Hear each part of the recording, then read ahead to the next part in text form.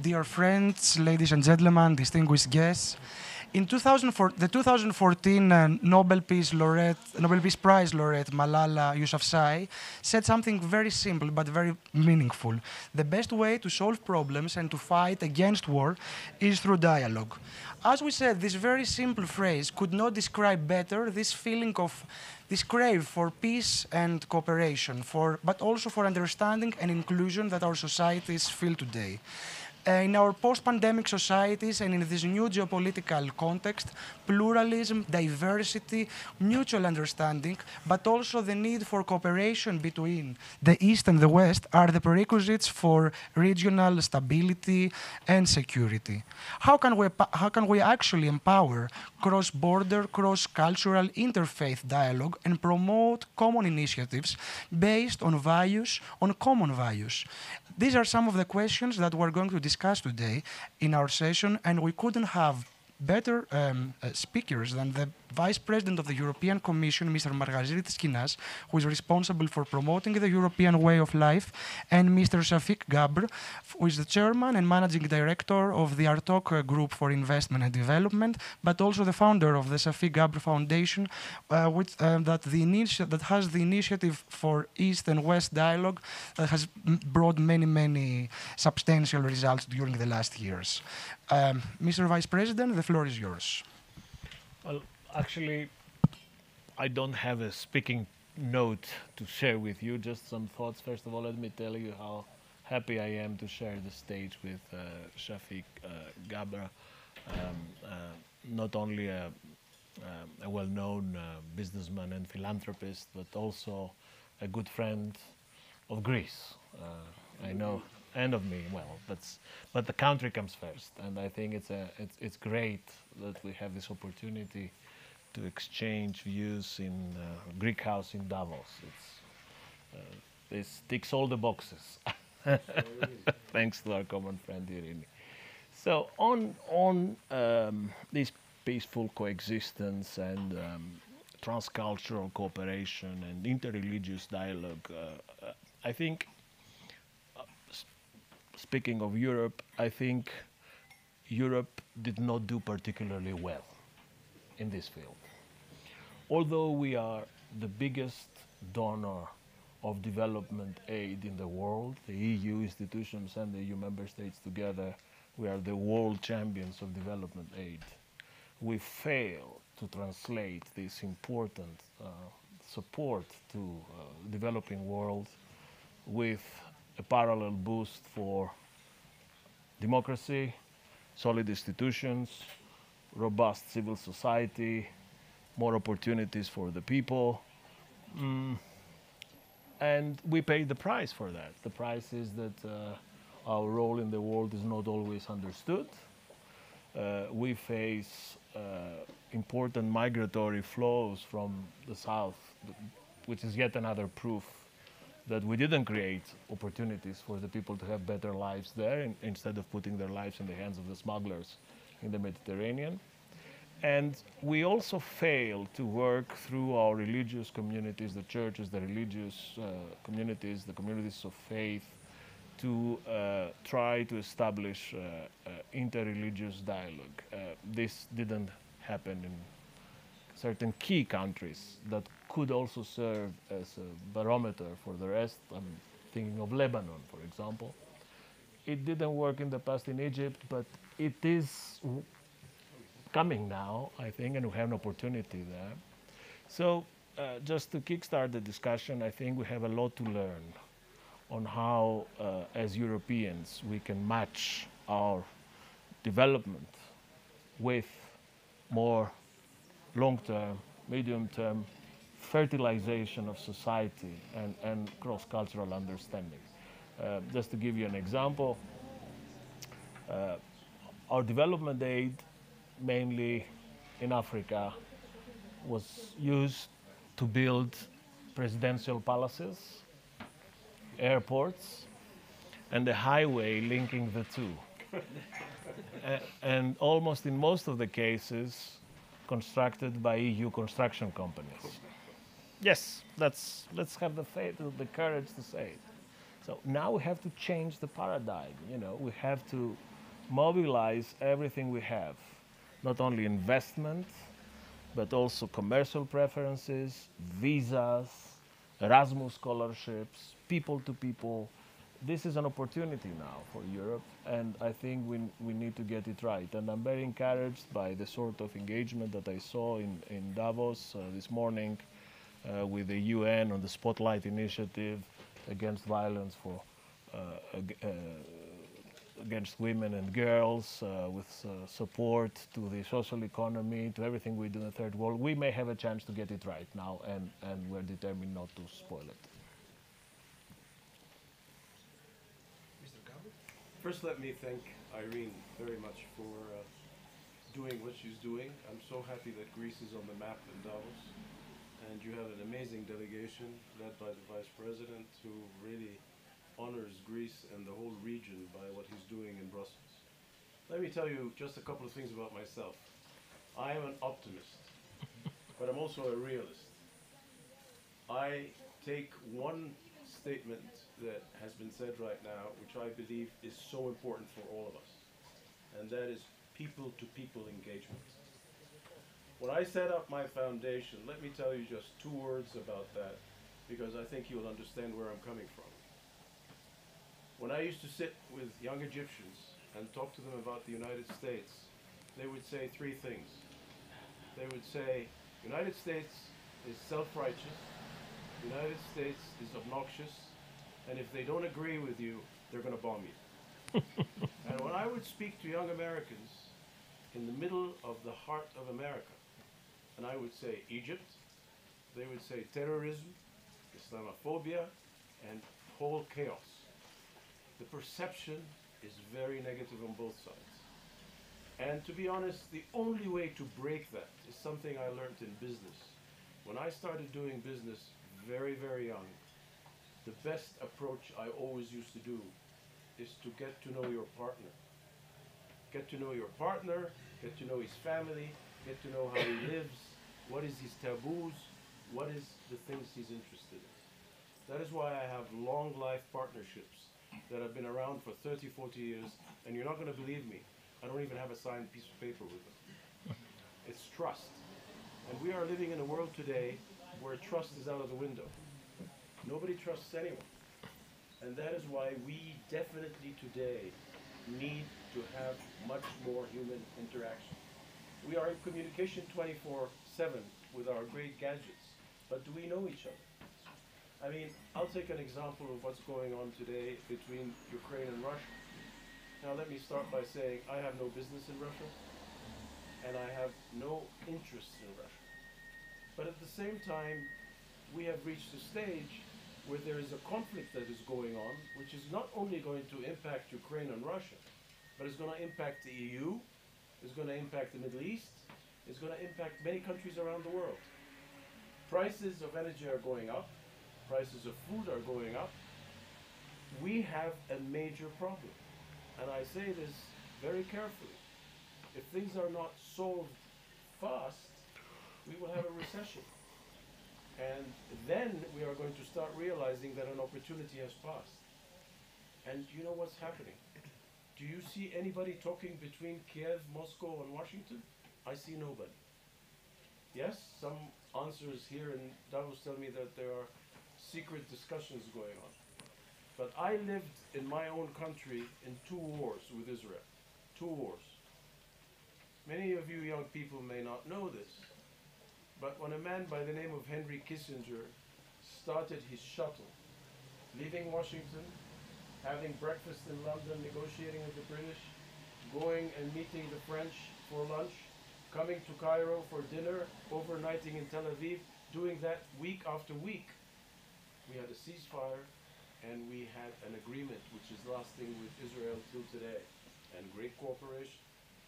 Greece sits in a very strategic place. A strategic place for multiple reasons which I don't have to go into. I believe Greece can play a very positive role. I don't know how many people from Turkey are here, but I would trust Greece doing a much better job than Turkey. My own feeling is the opportunity is here. and time is of the essence. If we miss the train, everybody's going to suffer. And the least people who are going to suffer are my friends from the United States, because they are going to be the least people impacted. So I come back to dialogue. We need dialogue, and I don't see the dialogue happening. And if it doesn't happen, we will pay a price. You spoke about the elephant in the room, the situation in Ukraine, the war in Ukraine. But the war will not only affect the broader region, but also has destroyed this sense of trust that was being built after the end of the Cold War, yes, for the last decades.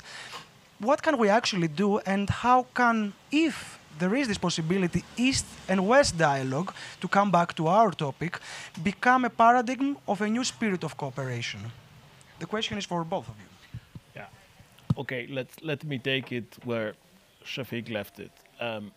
Of course we need dialogue with Russia, and of course we need to establish some sort of channels of communication.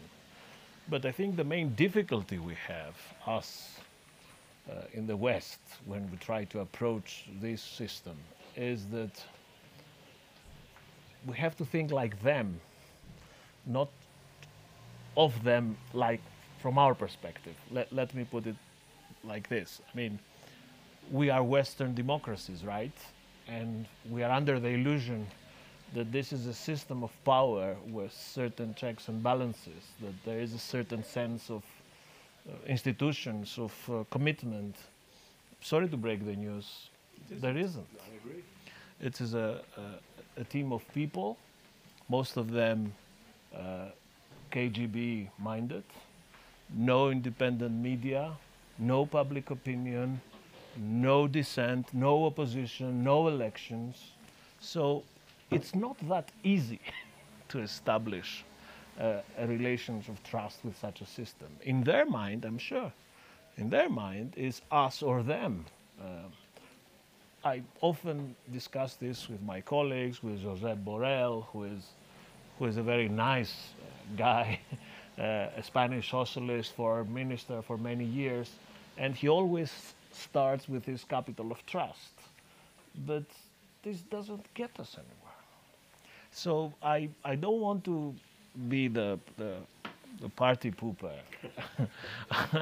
I don't want to pretend, that there is a way and I fail to see it. Is that we have to establish the conditions that will force them to talk. And we haven't, I'm afraid, reached the point yet. The point would come when what is now happening on the ground, which is the Russian defeat, will reach a certain threshold of no tolerance. That would be the moment.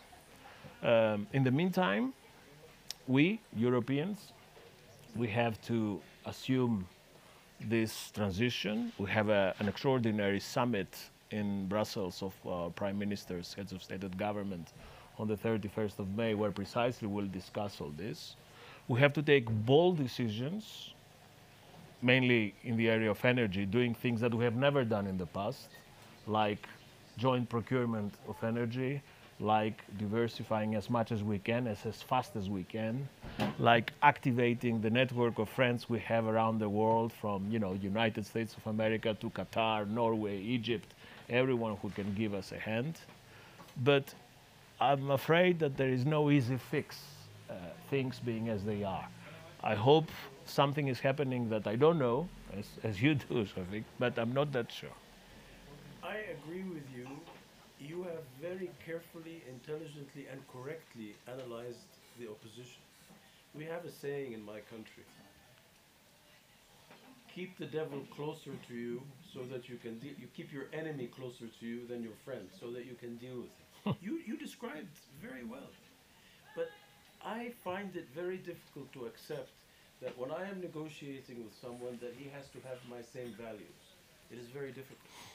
We have to deal with the devil that exists. And what worries me is the lives that are lost, the destruction that is going on in Ukraine.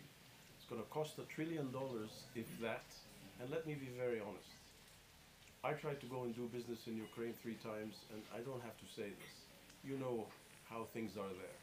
So the $1 trillion you were talking about, the ports and the palace and the airport, is going to be worse. We have to deal with the reality we are given. Be it Russia, be it North Korea, be it God knows Myanmar. We just cannot say you have to follow my conditions. I don't agree with that. I agree. I try to bring them to my table. And I have many different ways. You have ways. You are already doing certain sanctions and doing certain things. I will suggest something. Would the EU consider, if the blockade is removed, to remove some of the sanctions? I think the answer is yes. Okay. And I think that's also the prevailing feeling in Washington. Good. But Why are you not in Moscow now negotiating that? Because you have the ability and the capability and the knowledge of East and West. But I don't see anybody doing that. yeah, the term. Sorry, are we allowed to engage course. directly? Is there some etiquette in the So the term negotiation implies that someone is willing to negotiate, even the devil or the enemy, let's call them as you just did. But unfortunately, everyone who visited, everyone who picked up the phone, all sorts of people, from Macron to Scholz to Secretary General Guterres, even some people from the Social Democratic part of the political spectrum, they all came back with the same message. You won't come back with the same message. You want to know why? I will tell you why. I will tell you why. Every name you have mentioned, with all due respect, do not have the gravitas nor the knowledge that you do. And you, being the person who is in Brussels and has the vision of many people in many countries, can play a much bigger role, because Macron is going to focus on the French issue. Schulz is going to focus on the German issue. And with all due respect to the Secretary General, I'll put that aside for the moment. But the point that I want to say, you really need, and what I wrote an article called "Where is Our Henry?" Where is Henry Kissinger? You, from all the people I have seen talking about this subject, could very well be the person. Because you need someone with character, with ability, with vision, with understanding of the other, whatever bad things they have, that can go there and sit on the table, and not only one meeting, maybe it takes 10 meetings. Everybody understood that Shafiq is a friend of mine, right? Let it be no doubt. May I respectfully suggest that you approach my boss, Ursula von der Leyen, who happens to be in Davos tonight, and you float this possibility. The Pope wasn't picked up the phone, even he tried. So, do you agree to open up the discussion with some questions from our distinguished audience? Mr. Ambassador? Thank you. Rather than a question, it's more a comment. As the Vice President said, there have been numerous attempts at negotiations and discussions. President Macron, the Americans, High Representative Borrell went there to try and mend fences with the Russians. About a year ago, he was humiliated. What the Russians are asking is very difficult to negotiate. They are denying somebody else's, an independent country's, right to exist, right to choose its partnerships, its orientations. I mean, with all due respect, and I do, as a diplomat, have the greatest interest in dialogue, but for me, the only parallel is 1938. We did dialogue. Okay, we gave Hitler a democracy, Czechoslovakia, which ceased to exist from one day to the other, thinking that we had negotiated peace. We did gain a small respite, but we did not gain peace, because these people do not stop, they never stop, once you allow them to act in this way. And we also lost a bit of our honor. So, we have been trying to engage with Russia collectively for decades. I mean, look at what the Germans did. You know, they invested billions. Okay, it was mutual interest, interdependence, the economy through imports, gas, and all the rest. And look where it got us. Nowhere. So I think right now is unfortunately not a good time for dialogue. Russia only understands what Josep Borrell calls the language of power. And it is only when they have been made to feel that they are not in a position of strength that they might become a little bit more reasonable. That's at least my view. Is there anybody here from Russia? No. All right. I've only visited Russia twice to go to the Hermitage. I repeat, I have no interest in Russia. But let me play devil's advocate. Russia has, since the way back Bill Clinton and Yeltsin, has had a problem with more countries in the Eastern Bloc joining NATO. Henry Kissinger wrote in 2014 saying that the only way Ukraine should not align itself neither with Russia nor with the West. If you put a missile in Ukraine, it would arrive in Moscow in 180 seconds. I'm not defending Russia, I really don't care. As a matter of fact, my own view is I'm just putting the facts on the table. When the United States objected on the Soviet Union putting missiles in Cuba, I understood completely. My humble view, and you are a diplomat and I respect that very much, I was yesterday with a number of members of Congress. One of them told me the following. He said when Lavrov and Tony Blinken met, Lavrov's request was that for the United States to sign, and you are quite right, each country can decide whichever it wanted, that the United States would not support a Ukrainian membership in NATO, which the Americans refused, and as a matter of fact, submitted a counter-proposal which was quite humiliating to the Russians. My humble view is this. If you agree that the answer is power, and we need to defeat them, then we should all be ready for a recession, a lot of disruption, huge problems, and if we're ready to pay the price, fine. What's the price of freedom? Well, my friend, I can tell you, I have seen 2 wars in my lifetime, and I always think that the number one responsibility of a president of a country is protection of his people. And I don't think the president of Ukraine has done that. His people are all over the world today. His country is being destroyed. I would have negotiated. But I am not a politician, I'm not a president, I'm just speaking my mind. So I might ask Mr. Siyash about something. Maybe it was in my interview now, but I will roll it in another way.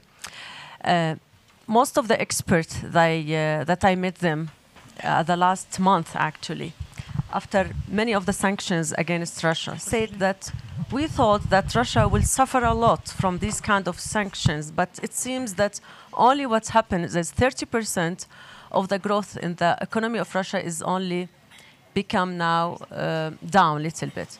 So do you think that the impact of the sanctions at the EU countries is more than to be in Russia, or you are waiting for a kind of sanctions it will push Russia to the boiling point? Our packages of sanctions are designed in a way that maximizes impact to the Russian economy whilst minimizing impact on us. That's how it is. And those who expect this impact on the Russian economy to be, how should I put this, apocalyptic, short-term, don't get it right. Sanctions are not designed for short-term effect. Sanctions need some time to work, some space to work, and I would say that this is a mid-term horizon, not a long-term, not a short-term. So sanctions are already producing effect in Russia. There are no technology transfers. There is no basically industrial components. There is no exports other than oil and gas, and we have on the table the oil embargo. We have a total ban on Russia from all sorts of multilateral institutions, from politics to culture. So all this is producing effects already. And the effects will be felt, are being felt, and will be felt down the road. And if you would push me further, I would tell you probably one of the likely outcomes of these sanctions is that one day we will all wake up and something will happen there what would be exactly a direct result of the sanctions. But we don't know when this morning would be. But since we are now in a friendly Hellenic environment, it's like being in Mykonos in a cafe. I don't see the water. No, the water is there, but it's only. So I would also say that, look, we are also defending with the sanctions a certain model of society. You know, this is not a security threat. This is also our model of society, what we stand for, what we believe in. And we cannot allow this to happen without emphasizing that we are different. We need the world to know. And we owe it to all who share our ideals. So I think we will see, the moment will come where we will see that as a result of the sanctions, we would have produced a major shift in Russia. And why not a democratic Russia? And let it be no doubt that the real security guarantee for Europe would be the moment that the democratic Russia emerges. This would be the end game. Let's see. I hope you're right. I really do. And I personally would vote for that.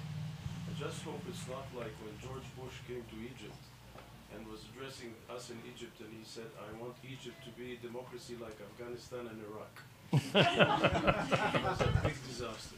But I wish you're right. And I personally think on optimistic side that this is going to come to an end before next February, one way or the other. So we have time for one last brief question, and I will add to that a very, very brief question that you can answer with a yes or no, or you can abstain from answering. Please. Good evening, and thank you for the fireside chat. I have a very quick question, which cannot be answered with a yes or no. I'm going to disappoint you. My question is a little bit different. Do you think the pressures from stagflation and the displacement in the supply chain and actually the quality of living through the disposable income in Europe, which is felt in a very big way, will push for a solution in what you're describing apart from politics? I understand that all local economies are feeling, the fire of what we're going through now. Thank you so much. And my question is, we spoke about geopolitics, multilateralism, and values, of course. At the end of the day, can we avoid a new Cold War divide? Yes or no? Or yes? Mr. Vice President, and then Mr. Gabriel. Okay, on the impact on stagflation and all this. Okay, I do not live in an exoplanet. I live in the real world, and I can see that the ingredients of a perfect storm are there. But this, as in our dinner yesterday night, does not lead me to the automatic conclusion that the end is nigh and it's over and it's done and we're in recession. Why? Because I take a broader look at the fundamentals and I look around and I see that we never had so much energy in the history of humanity. There's all sorts of energy available out there. Okay, we have a war that pushes prices up, that creates an impact to the economy, but the fundamentals are not doom and gloom. So once we see the end game, I think some of these pressures would correct automatically. And some of my discussions here morning with people who move money seem to confirm that. Now, on your question, are we reproducing a new, what do you say, East-West divide, a Cold War divide? No, the answer is no, we're not. Because a Cold War divide was something that was broader, that was systemic, that was a result of World War II arrangements, We had security guarantees, we had nuclear agreement. This is not like that. This is a regime, a bunch of people trained in KGB mentality that they still pretend that they have it right and the rest of the civilized world have it wrong. Well, this is, with all due respect, not reproducing the Cold War divide. That's at least what I believe. As an economist, I personally believe if we're going to follow the path of escalation, yes, we are going to have serious economic problems. Not only in Europe. The Middle East is going to be impacted. Many countries are going to be in different ways, from food, energy, inflation. Remember something. We are coming out of a pandemic, which is not, as a matter of fact, over yet. So there are going to be things that are going to impact the market negatively. If we come to a solution, as has been said, and there is an end game, there's a light at the end of the tunnel, we can avoid a little bit of it. But we will not have the economy we had 2 years ago. Okay. It's not going to happen. As far as the divide and the question, I think we live in a world where we're all born human beings, but regardless of our color of our skin, and regardless of our culture, regardless of our religion, we need to have a dialogue for the betterment of humanity. If we don't do that, I think we are all going to pay a price. I would personally love to see Russia and China follow Western values. But is that a reality? I think it's very difficult to see, at least in my lifetime, which is not very long. But my point is, it's going to be a situation where you are going to have a bit of a divide, not necessarily a Cold War. Mr. Vice President, Mr. Gabor, thank you very much. I would like also to thank the Ambassador of Greece for being here with us today, and Minister of Development, Mr. Smirlis, Secretary General of the Ministry of Foreign Affairs, and President of Enterprise Greece, and of course the EU Ambassador here, who happens to be Greek. So thank you in this Greek-centered environment among good friends. We'll invite you for a glass of wine, for a small break, and we will start again at 8 p.m. with Minister Georgiadis. Thank you very much.